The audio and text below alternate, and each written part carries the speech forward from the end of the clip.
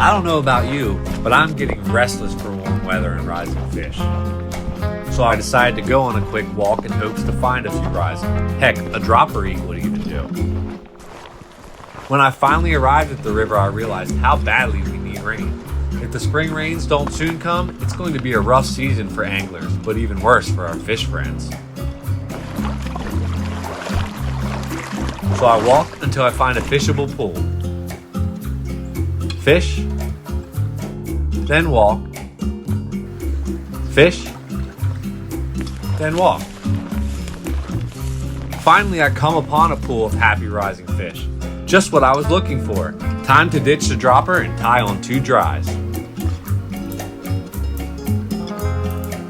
Once I get into position, of course, Mother Nature takes charge and makes me wait a little longer.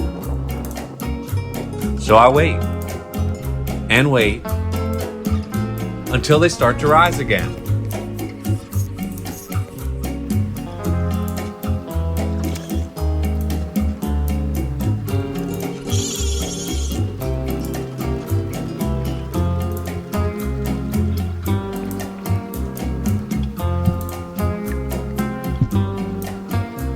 And the river rewards my patience.